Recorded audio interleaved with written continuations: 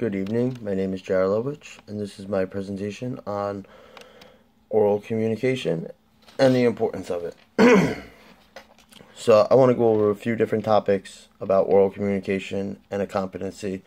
So I want to talk about the importance of oral communication, getting over the fear of speaking in public, conveying your message and the importance of the message, choosing the right words for the right people, loss of communication in texting, and my experience with oral communication. So let's start with the importance of oral communication.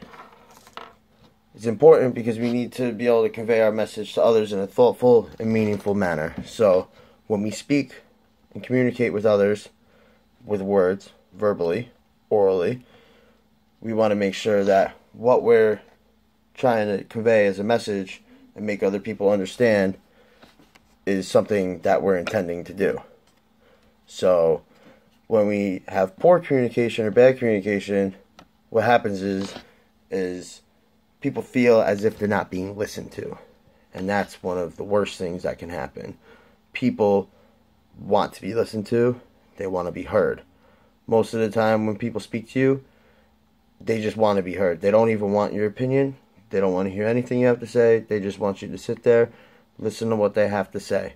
And that would be part of good communication, which also has a lot to do with listening, and listening properly. Not hearing, but listening. There's a big difference between hearing and listening. When you listen, you're actively engaged.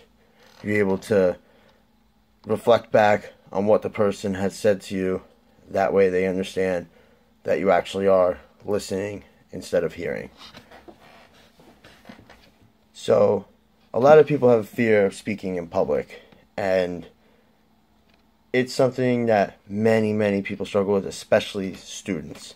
So I think one of the reasons why people fear it a lot is because it's mandatory in general education. So if you're going to college like we are, there's a good chance you're probably going to have to take an oral presentation class. And most people get very scared of it. And I can understand why people do get scared of it, because you're getting up in front of all these people and your ego is just screaming at you saying, what if they laugh at me? What if I say the wrong thing? What if I stumble? What if this? So many questions, no answers. And it's funny because studies have shown that reflecting after speeches make it easier to perform in following times. And it also helps to reduce anxiety and fear. So the more you do it, the more you practice, the better you become at it. Conveying your message. So there's lots of different ways conveying message can be important. So using diction, types of words that you use, your tone. Tone is very important. We know that when people speak to us, you can say the same thing. You could say, hey, really nice to see you, or hey, really nice to see you. Two completely different meanings with exactly the same words. So it's important to make sure that we're using the right tone to convey the message that we're trying to send to the other person. Timing of words. Now, not only when you use these words in sentences, but when you use them, period. It's important to make sure you're using words at the right time. Choosing the right words for the right people. So, most of us do not speak to our parents or elders or people we respect the same as we speak to our friends or strangers or peers. So, it's important to make sure that you're talking to people in words that they can understand and words that aren't disrespectful. Because, again, conveying your message is the most important thing to do to make sure it's conveyed properly how you're trying to say it. So this is good for now of loss of communication and texting. I'm sure this has happened to many of us where we're texting on the phone and the other person receiving the messages just isn't understanding what you're saying. Arguments come of this because of misunderstanding. My messages are best conveyed in person because I use a lot of hands, as you can see. Body language. Body language speaks louder than words.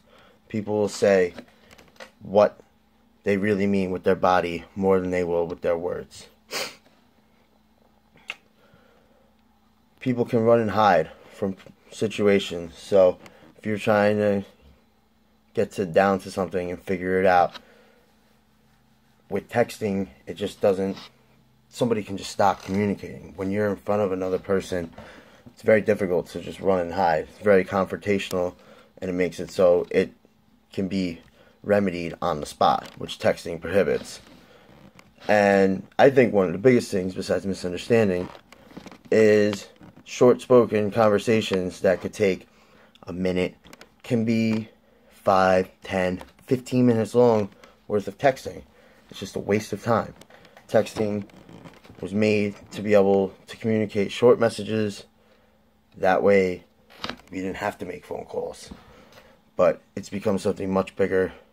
It's becoming a problem with spelling. People don't know how to spell anymore. And it's an issue. So, my experience with oral communication, I used to be in a band, and I used to sing, and it was very, very scary the first few times I did it.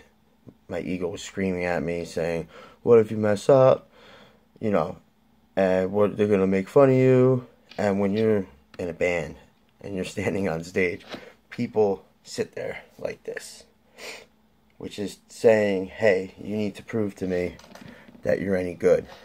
And it could be very, very, very, very challenging, to say the least, but it's very, very rewarding when you're done with it. As I said before, reflecting upon what you've done, it makes it much easier the next time, and you can really have a lot of fun with it.